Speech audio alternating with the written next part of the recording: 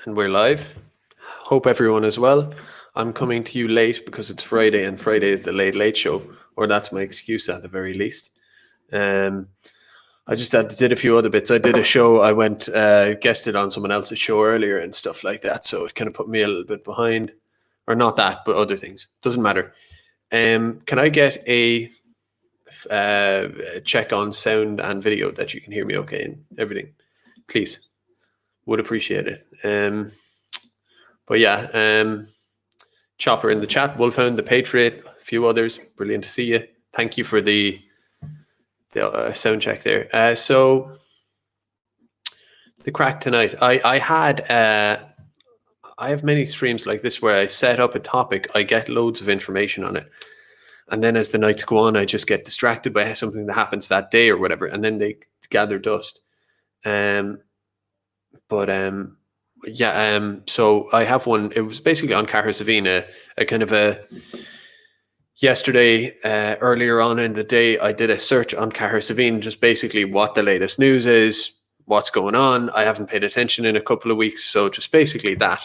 And it took me a while, and I thought I would just do a condensed version of that for you, so you don't. I do it so you don't have to, type of thing, right? And then there was the copyright RTE thing I was talking about a few days ago, and that's kind of happening again today. I have more news on that, updates, and I have this Cahersiveen topic, which I may get onto tonight. I probably won't, I'll be honest with you. I might just talk about this. It depends. So let me tell you what the crack is. I have to just open my emails because I may as well read it out to you. Now, I'm going to redact this slightly as I read it to you, obviously, right? I'll be just to err on the side of like propriety caution or whatever. I'm just going to read you out the. God, can I find them? Sorry, it's different email accounts. There we go. So let's see the first one I got, which was the normal people. That's the one. So I got this. When did I get this? And bear in mind, I didn't do a show last night, but I did one the night before, so Wednesday night, and that was the night of the RTE one. I was saying RTE copyright striked a few of my videos on YouTube. If you didn't see, if you haven't heard about this yet, they copyright striked a few of my videos on YouTube. They've done it to other people as well. Last True Gale, Conan Mac, Green Room, all great channels to check out if you're not familiar with them. But I was just talking about that, and I was kind of forensically going through the logic behind it and going through the technicalities of it and just trying to analyze, like, break down what actually is kind of going on and all that. And yeah, so I'm just going to take a quick chat break here just to see. Yeah,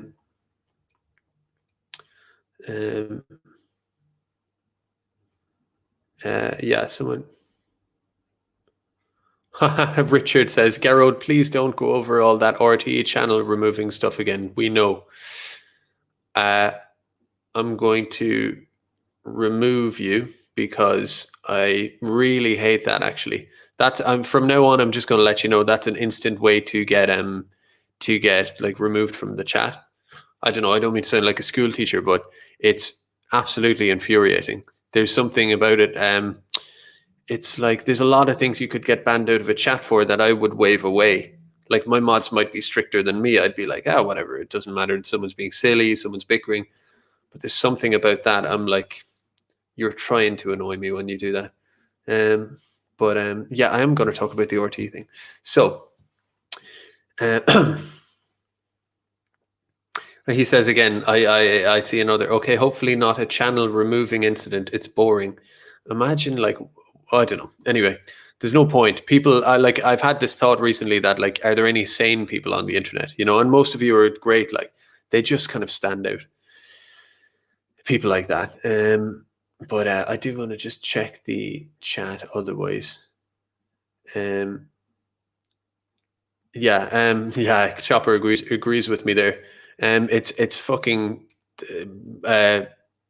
it's just infuriating. It's so annoying, and it's to the point where I go, you have to be some kind of troll, like a proper troll, like an enemy kind of troll or something like that. But then I think about it and I go, it actually annoys me more is that I am rambling here, but if they were an enemy troll and they were saying that to annoy you, I'd be less annoyed if it was them. It annoys me more the prospect that it's someone who's generally in line with you, but is just so thick that they don't know how to act, or it's like when people use caps and they go like, get to the point, or what's the other one? Follow the money in caps, that kind of stuff. Oh, enough of all this, just follow the money. And you're kind of going, just shut the fuck up.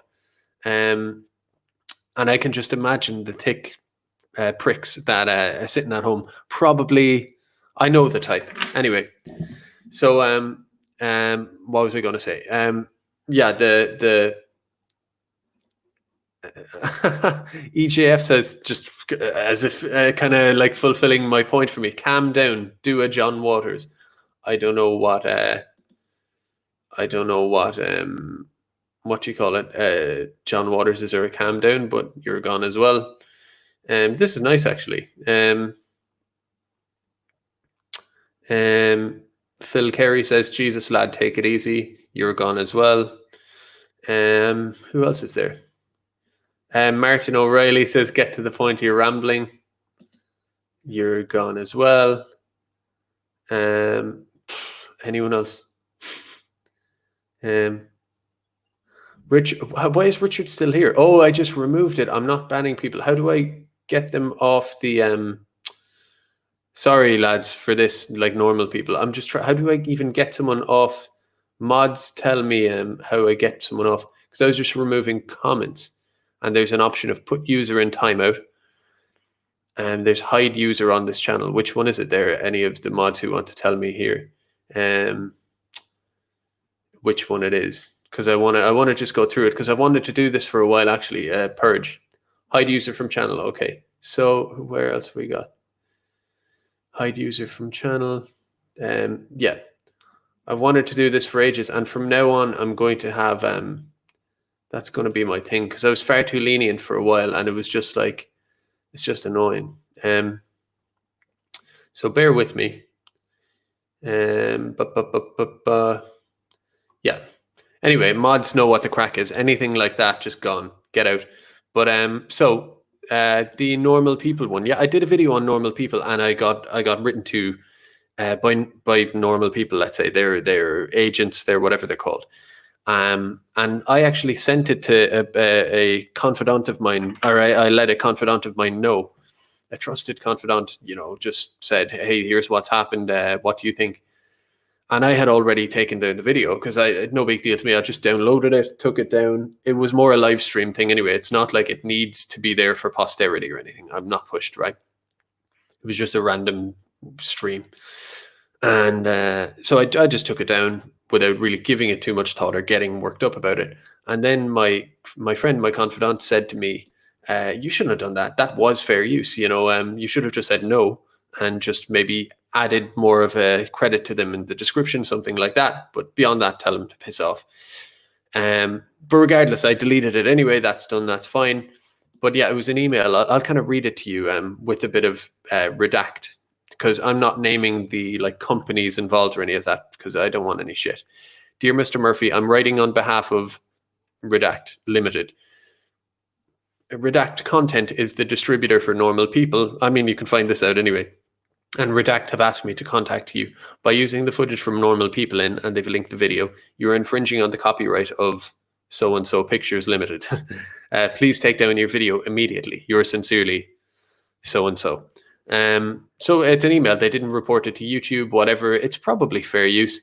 And I did a trick. Well, not a trick, but a what might I call it? I went onto YouTube and I just search barred normal people, and then did sort by most recent, and just went down and down and down and down and down the list. And there's loads of people, a lot of women like this show or whatever. So a load of people reviewing the show, and they've clips here, clips there, whatever, and all of those are, I'm just going to go assume that that they're not getting these emails. I think it's a reasonable assumption. I mean, we'll see. And maybe in 2 weeks I can do a proper scientific test. Are the videos still there or whatever? But I think it's safe to assume, yeah, they're not getting that. So they only emailed me. And again, I turned out to be wrong on that. Fair enough. And of course, anybody who's posting an episode of normal people on YouTube, they should get a copyright thing. That's different. But I'm talking about people using clips. Someone here said I played about 2 seconds at a time. I kept stopping and unstopping it, or pausing and unpausing it. I was commenting all over it. And again, not to rehash the obvious, but there's no way you could, for the purpose of replacing the show viewing with watching scenes on YouTube, you could go to my video and think of it as a scene. Like, think of a normal people fan trying to watch that scene via my commentary. It isn't the same thing. It's a new product, right? So anyway, yeah, when I say, within certain parameters, they only emailed me, so to speak, right? In terms of nuisance copyright claims, I'm going to assume that's my assumption. And then on top of that, so that was the RTE on Wednesday, and then this today. And then I just a couple of hours ago, like an hour ago maybe, I got I tried to sign into my Twitter, and this email can hardly be gone now. But yeah, I tried to sign into my Twitter and I was locked out of it. Weirdly enough. So it was a copyright. Sorry, I'm really distracting myself here. It was a copyright warning or scolding or whatever you call it. When you get locked out of your account on Twitter, and they had locked me out. And yes, there was an option to just click through the copyright policy and then click on and then get allowed, or I'm like poorly wording myself tonight, to get allowed back into your account, basically, after reading the copyright and agreeing to it or whatever. So you're basically saying, okay, I understand and I won't do it again. And it was for about 5 clips that were all in a thread from Clareburn Live one night. And this is about 6 months ago. So again, it's old. So it's like, you would have to scroll for like 10 minutes down through my Twitter to actually find those tweets in the first place. Or I suppose you could word search Clareburn. But yeah, oh, by the way, these are all manually done. The email I got from normal people, I'm going to assume that was manually done. I'll get to the RTE one. I have some details on that in a sec, so stick around. But yeah, it's an old thing. And then I got in touch with even more confidants and friends on Twitter, dozens, who are of similar viewpoint to me, who whatever, and asked them, listen, you've been done for this, you've been banned for various reasons before, because fake, being too rude or something, they say, but I was like, I know people get strikes for that and stuff, but has anybody had a copyright, been locked out of their account via a copyright claim? And they all said no. So it's basically what I'm saying is it's kind of unheard of, and people post clips all the time on Twitter up until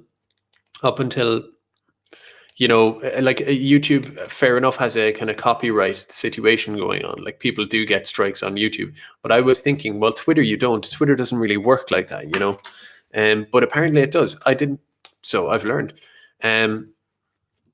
So I don't know. The point I'm trying to make, I'm not trying to be a martyr or get sympathy or be woe is me about it. I'm just trying to establish a fact, and I'm asking people to help me in a way. Is just to say, if I was saying I was kind of being targeted on Wednesday, a little bit, or to say it's reasonable to say that I'm being targeted, I feel like now, like, I'm curious, do I get to say, yeah, they're targeting me with this for sure, and have myself be called a conspiracy theorist? Or is it at the point where it's kind of obvious and undeniable? And if it isn't obvious now, if something else happens tomorrow from a different angle, and the day after that, at what point do you say, there's no doubt about it, it is, there's someone in RTE, a board intern, a friend of an NGO, someone like that, who's, and not just within RTE, because the normal people are different, of course, directed by Lenny Abramson, which I noticed the guy who was the communications, not the communications, but the digital media manager or whatever for RTE, I noticed he's like I just had a rough look through his Twitter to check this person out, and I see, just as it happens, I scroll down through their tweets and I see one of the people they've retweeted is Lenny Abramson, so again, I can't say whether they know Lenny Abramson or this company or that company or this NGO. I don't know any of that. But what I do think is that, well, what I do know is that all these RTE people and all these comms people and all of these NGO people and the journalists all know each other. They all know each other. They're all buddies. They all go for drinks. It's kind of like a big, I don't know, fraternity, sorority, whatever. It's a big club. So just to me, the prospect that someone knows someone, to me, is completely easy to believe and imagine. And that's what I would wonder. Is there someone at the root of this? Sorry, just getting my nicotine. Is there someone at the root of this? Because it's not just the guy in RTE. It's not just normal people. There's a little couple of NGO people or whatever around the place writing to them. And of course, probably writing to them not in the way that I might write to them, like, dear so-and-so. I'm writing, as in writing to them in a text, in a WhatsApp chat, in a online chat, over the phone, because they're buddies, that type of thing. Or they know each other, or they know someone who knows someone. Kind of working like that. That's just, that's kind of what I'm thinking. But the RTE one. So it's going through these tweets that I uploaded. It's funny because he's talking about, it involves, it was a night where they were talking about Ballinamore, I think, and Martin Kenny was on. He's a Sinn Féin guy, TD or whatever, right? And Martin Kenny it's just funny the way it works, because Martin Kenny was on that show, and I took 2 or 3 clips. Each clip is like 25 seconds or whatever, and I commented over it. In terms of adding commentary, I suppose you would consider the tweet to be the kind of added commentary. And to me, the fact that it has a watermark on the, each TV show has its own watermark anyway on their footage, and everybody knows what show it's from and everything, and it's a taxpayer-funded, entity, RTE, you would think there's no logical way to really not call that tweet just reasonable, fair use. But apparently not.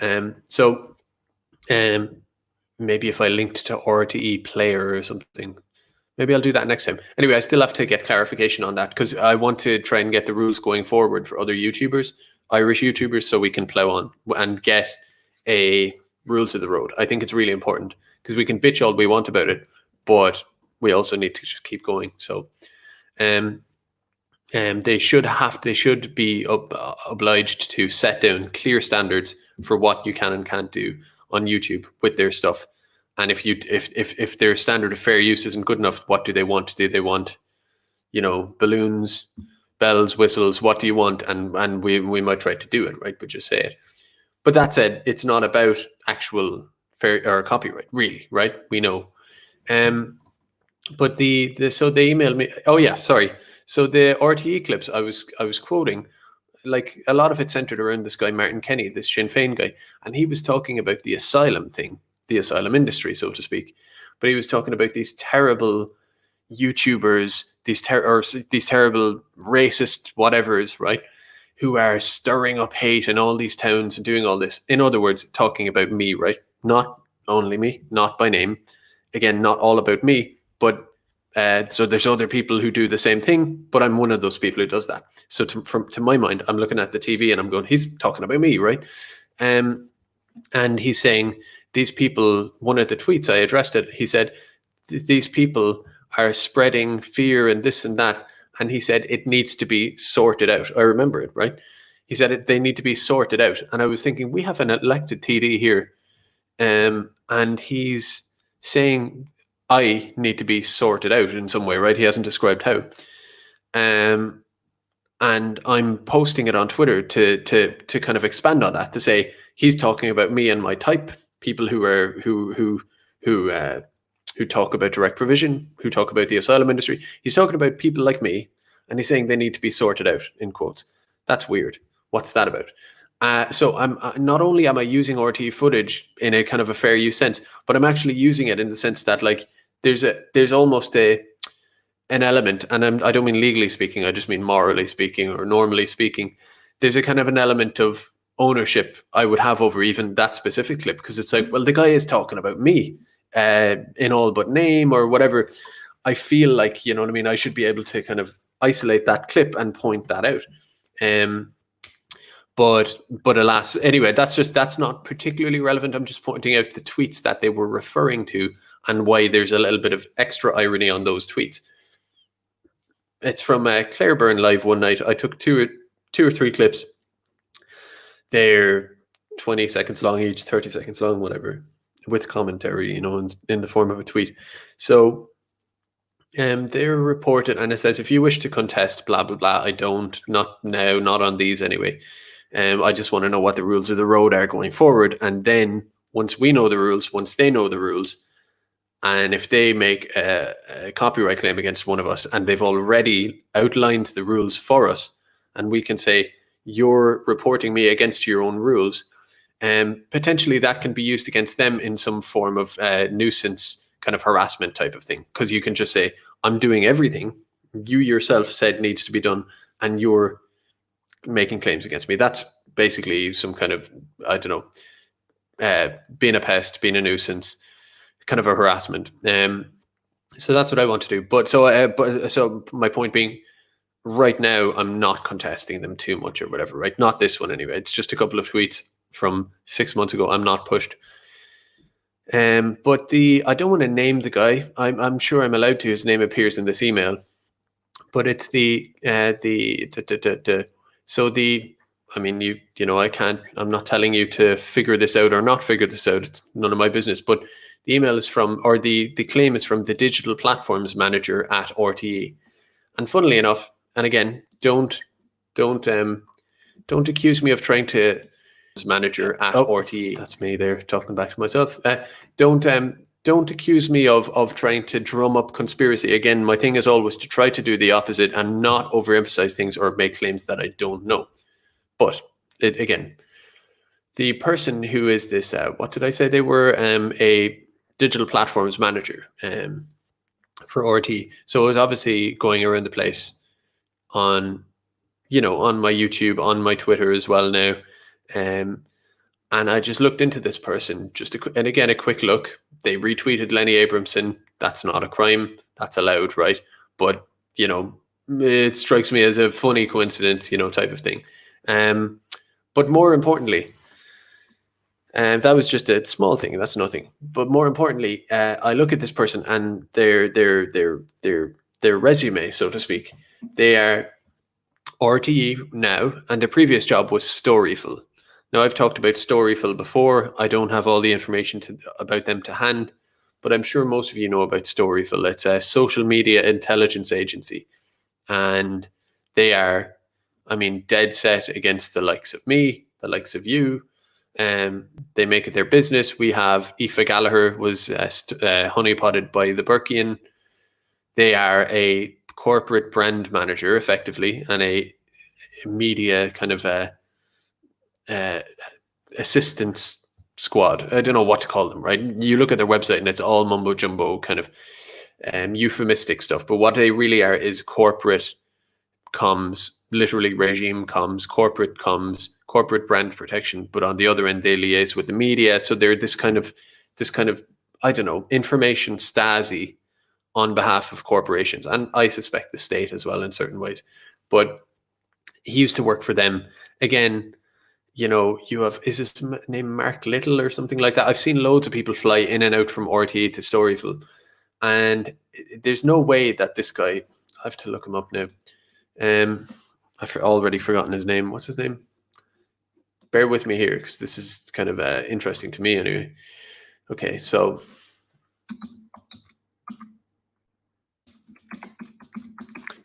I'm just looking up to see how long they worked at Storyful. It's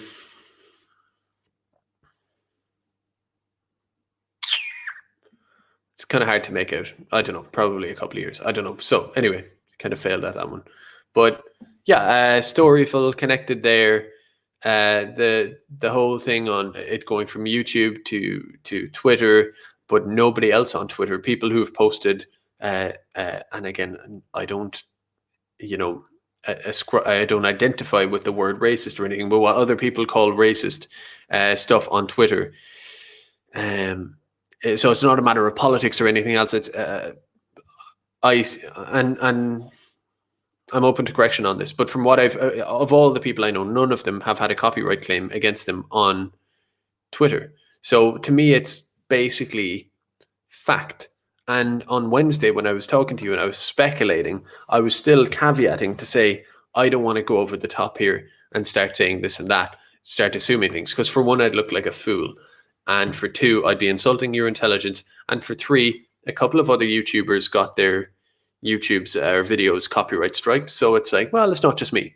And I don't know, maybe normal people, so to speak, are getting their YouTubes copyrighted too. So if it turns out to be the case, I'll look silly. So I'm going to couch my comments.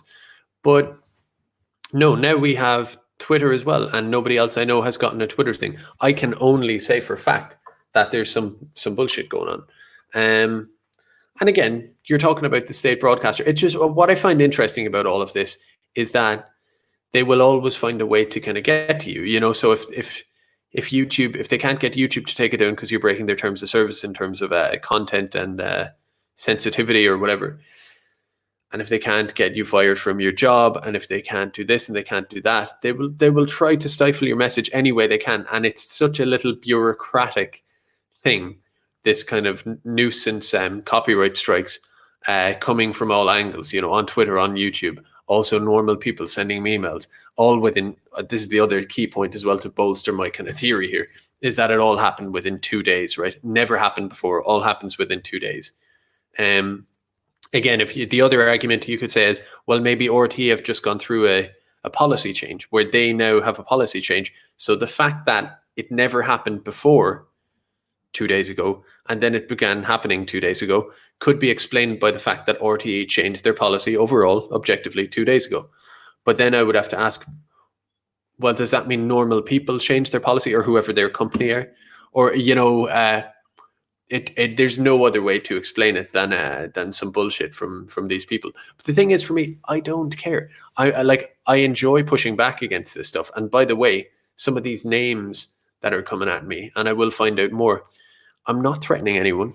I'm not trying to be a madsham, but I do have a long memory. I tend to remember names, and I tend to be very vocal and determined on this stuff.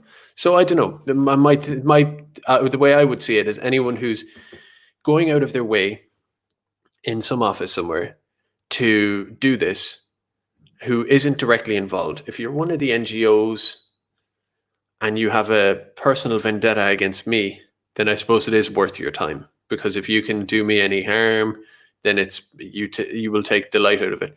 But if you're one of the people who is just kind of doing them a favor, and you're not as invested in it, I would say it's probably not worth your time, because for you, the benefit isn't personal to you. It's there's nothing. And again, cost wise, not a threat. I'm just saying you're involved in impropriety. You are, and there you never know what ways there are to prove and broadcast and to disseminate these facts as we find out more about them, and make it unforgettable on the internet to as broad an audience as is possible, which I'm actually good at. So I would just say, for the so-and-so who is clearly watching my videos, not worth it. That's just all I'd say. Beyond that, so I have this thing about Cara Savine as well, but I'm not going to. I think I rambled enough tonight. I don't know how half an hour is decent, isn't it? It's not too bad. So how are y'all in the chat? Yeah.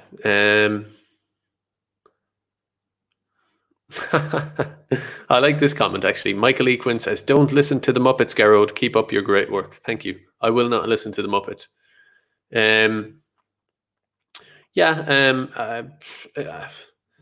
Like, I don't mind all that stuff. I don't know. To me, in a way, if they took everything down, I would just come up with another way or something. It's kind of, I don't know. It's kind of, there's something kind of pathetic about it, actually. Um, um, I don't know. But yeah, I'd almost like to. Manic Street here says you don't have the money to go against them, and they know it. Strikes harassment will not stop until you are silenced. Well, that's uplifting. Well, first off, you don't know how much money I do or don't have, right? But yeah, you could be right there. But it's an assumption.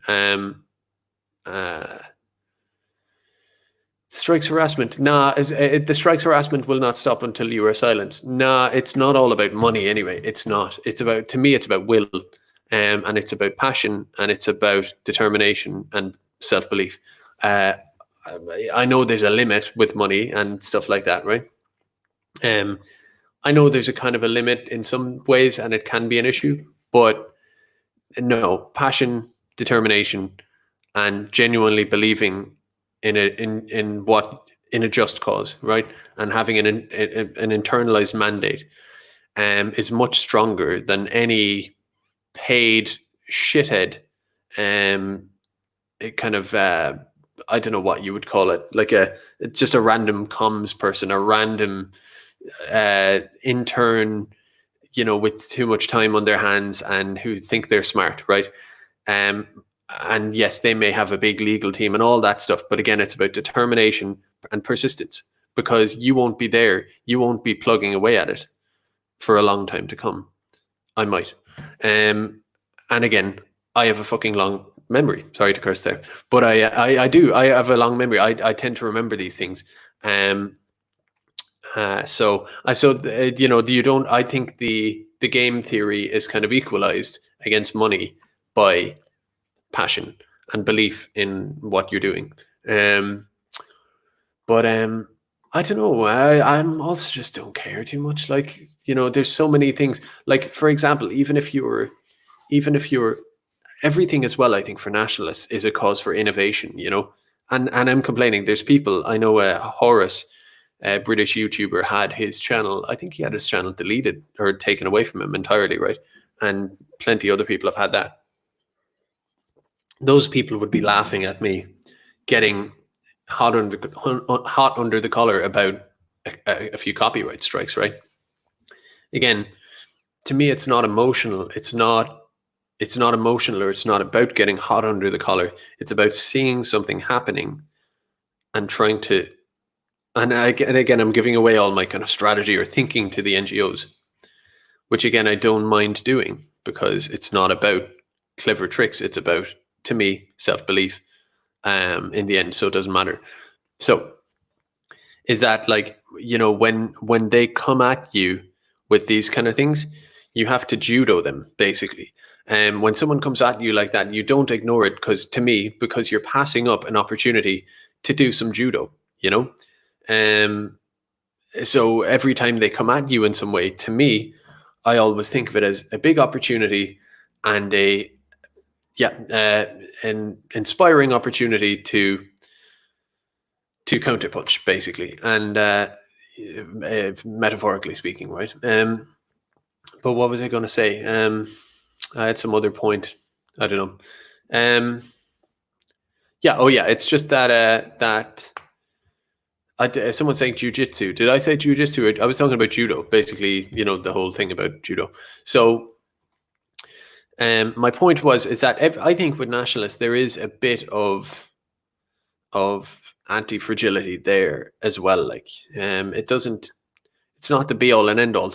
Like, sometimes getting crushed is just getting crushed, and it's not a good thing. I'm not trying to say getting crushed is always a good thing, but at the same time, there's an element of anti-fragility, and if there isn't, you should be trying to make it so, that instead of being crushable, you were anti-fragile, and you kind of get better, you get stronger, and you get more imaginative as and when these things happen. So, if they banned my YouTube now and Twitter and all this kind of stuff, just set up podcasts. You can, there's in the deeper internet where you can kind of start your own podcast, like have a TRS do in America and various things like that have been banned a lot. I was probably some fans of that thing and some people who hate it and whatever. I'm not talking about the actual content of that show, but these what are they called again? These, I can't describe it. It's like these webs. You know it when you see it, but sometimes you have to do like click on pictures to get into it because it's it's deeper. I don't know what I'm talking about. Basically, it's internet stuff, but you get what I mean. It's not really on a platform as much as YouTube or something like that. It's kind of like your own kind of website, and you can just put up podcasts. You have that. You get some other nationalists together. You put them all in the same place. You set up kind of news aggregators for all the different ones.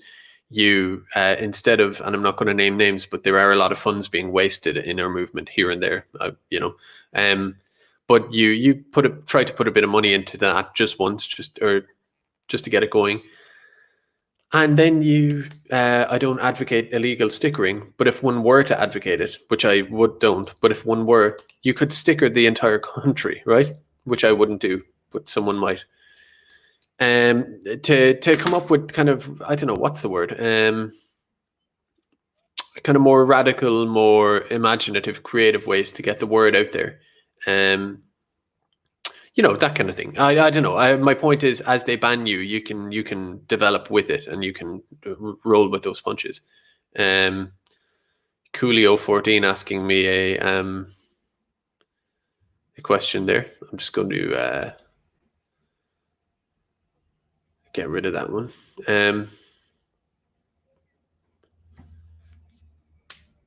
But yeah. So Luke's Bain. I know I'm not much for Gael Gord, but you could march on RTE. No, I'm not a believer in that stuff. I don't know. I like to think more. It's a word I actually say quite a bit. Sorry. I've used the word Machiavellian before. Machiavellian, I suppose. I like to think more Machiavellian than that. Than just walking up to a place, because it's like, I don't know, again, I don't want to name names, but this whole thing that you march up, although it has worked before, but I don't know, I am rambling at this point, but it's just interesting to me, and it's a bit of crack, really. But yeah, that's all I basically have to say about them, and I don't have another subject, so I'm kind of left high and dry now. Or, well, I do have another subject, but I would be the next hour talking about that. What doesn't kill you makes you stronger. Yeah, and again, I say, like, these YouTubers and people who have been heavily banned, like their channels deleted, would be laughing at me now because it's just a copyright strike. So nothing's actually been done to me at all, really, intangibly or whatever. Again, I'm just more interested in where it's coming from. I know why, but where it's coming from. And by the way, my thumbnail is Kieran Creven, something like that. He's the RTE pedophile. I don't know if you've heard of him, but he was in. There's a video of it on the internet. It's one of these pedo stings, where he's in, I think, Manchester, and he's trying to meet up with this little girl. He thinks it's a little girl. It's actually just bait. And what a grim man. I'd say I'm not going to try saying Ortiz got more of them, but I wouldn't be shocked. I'll put it that way. I wouldn't be shocked if there were more nonces in the halls of RTE. But yeah, it's very well. It's not funny. It's terrible. It's actually sickening, that guy, the video of him. But it's also kind of funny, as these things kind of tend to be. Watching this absolute nonce get busted by chads, British working class chads. It's just delightful, really. Last True Gale says we're smarter and more resourceful.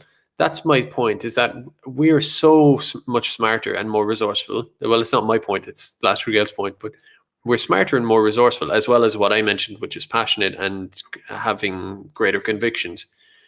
But yeah, I think of what we've done with just a blank YouTube channel and a blank Twitter page and a blank, some of you are on Telegram and this and that. I'm speaking for everybody.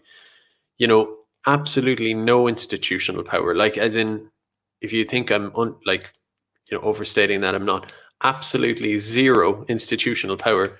And not just that, but minus 5,000 institutional power, right? Because it's one thing to have no institutional power, to have no platforms, no, institutional power. It's quite another thing to be below zero, it's not just being voiceless, or you know what I mean? As in, we're actively worked against. Excuse me. But yeah, we're actively worked against, and we've done so much. We've moved so many. I could just do a anthology or whatever it is of the things we've, couple of scalps here and there, metaphorically speaking. The asylum thing. There's loads. Sometimes they occur to me, and I go, I forgot about that one. That was good, actually. I could name them, and some of them I couldn't name because they've been done behind the scenes, and it's not fully known. But I can tell you that, behind the scenes, in front of the scenes, a lot gets done from nothing. As someone once said, a friend of mine, when they're drawing up all these maps of, like, here's all these people and maybe shady funding and maybe, I don't know, all these theories they come up with to cope. I'm not, as someone said this to me once, if they only knew it was just a bunch of lads with phones. It's so funny, and to me it's actually a beautiful thing. I think it's incredible. I think it's a privilege to be part of. To be honest, to be on the inside of this kind of thing, and be a part of it. It's I don't know. It's fun. I'm kind of getting distracted by the chat there, but so I was riffing off Lastrugale's point. I don't know. It's late. We're smarter, more resourceful. So we're more passion, more self-belief, and then smarter and more resourceful, and also more creative. Just look at the memes. Just look at this and that. And the thing I always say is game theory.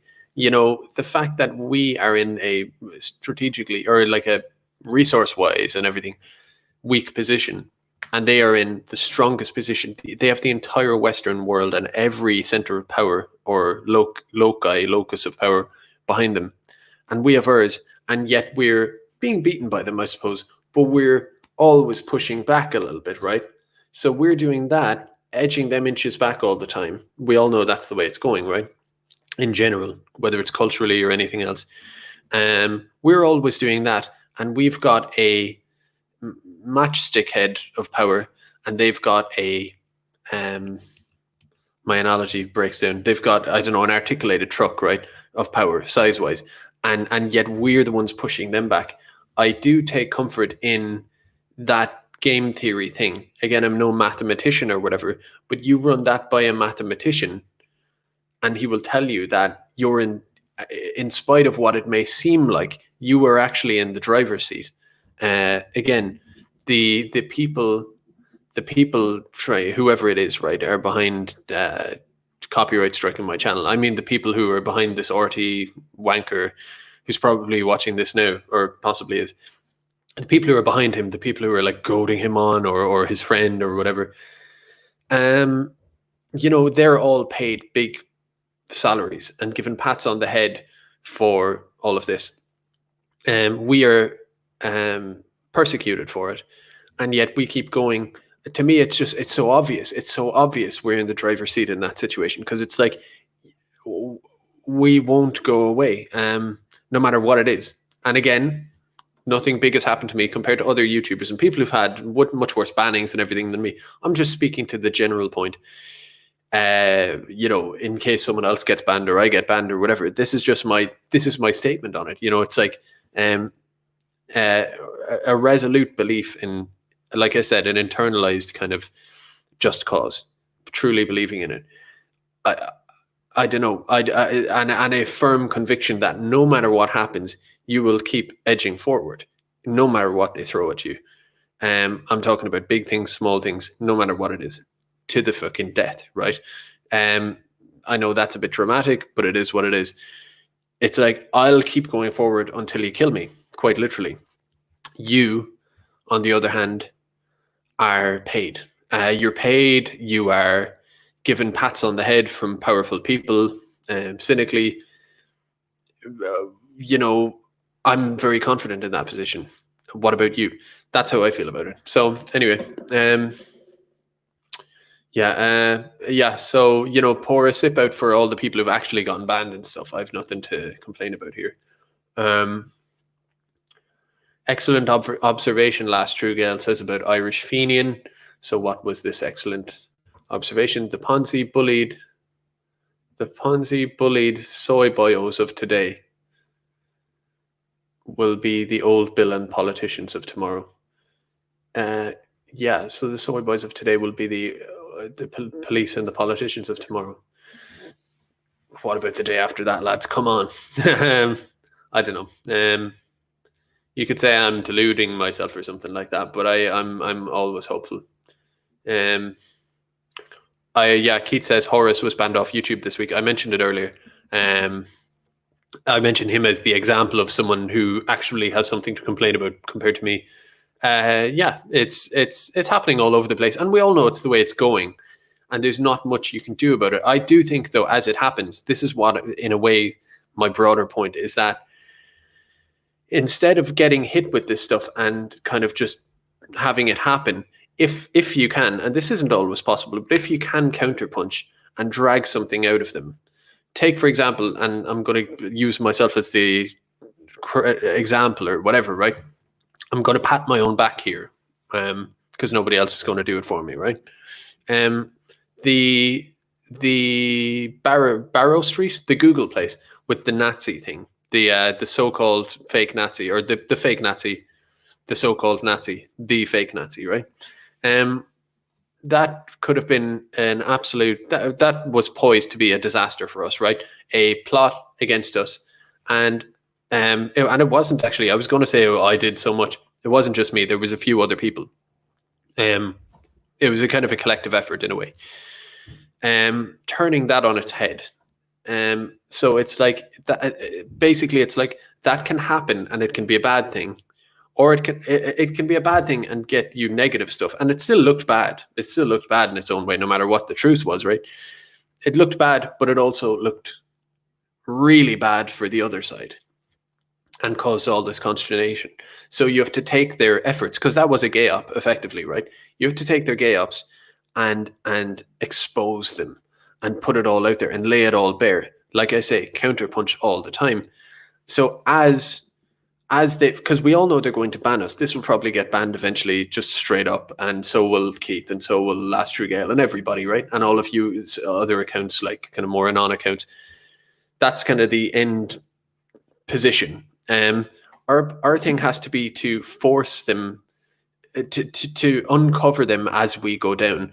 And the big thing is that every time, for me, this is one of my big theories, is that one of the ways we excel or will succeed is forcing the system itself to expose its own lack of liberalism, right?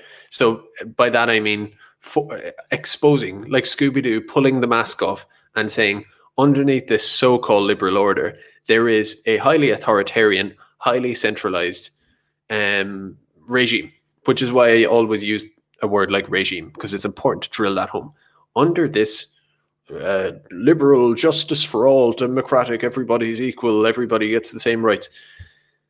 Under that Scooby-Doo villain, you have to pull that mask off and say, this is who we're really talking about here, right? Because I know they call me the bad guy, and I know they call us the bad guy and all of this, but this is who we're really dealing with. And you show him to everybody, all the normies, all these people, you show them, and that's what I mean by when I say show, whether that's online, instead of just having something interesting happen where it reveals them, make sure everybody sees it. Do a bit of online memeing, the whatever, right? Make sure to get that word out there at every occasion. Every time you can hold them up and go, look who it really is valuable. And as that happens, as we all go off the internet and all of this, in a way, as we get weaker, we get stronger. Because at the start, they banned one or two people. People say, well, maybe they were extreme. But when someone like me, I think most of you would agree, I present pretty moderately and all of that, right? When they start banning me, they start banning other people, anyone close, when they're all banned, I can go to my normie friends and you can go to your normie people and go, did you know everybody's banned, and it's all documented how they were banned and why, and that there was this relationship between the NGOs and the state broadcaster. That's my theory on what's going on here, right?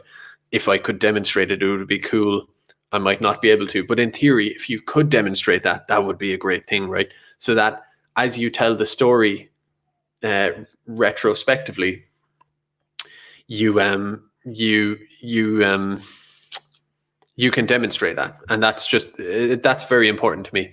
To just say we're talking about tin pot, basically, like we all hear about communist Russia and North Korea. Maybe that's a bit extreme, but there is an element of that going on here, and that just is what it is. Oh yeah, that's my point. Is by banning the first few people, it's not a big deal. But when as more of us get banned, it's a black pill in that you say, oh no, more of us are banned. But there's an upshot to it in a strange kind of way. I wouldn't like to be me. I enjoy my channel, but I just mean on a collective level. The more they press us down, the more we can actually show off their lack of their own self-proclaimed liberalism. I think I've made that point. But the important thing is, as they do it, we have to be there taking all the notes and making all the noise. That's the important thing. Don't let a crisis or a bad thing go to waste. Never, never, never. So, that's just kind of my my spiel there, more or less. Oh, it's 12 o'clock. What was I going to say? I was on with the lads. I don't know what the what you're supposed to do with YouTube. I'm sure they won't mind.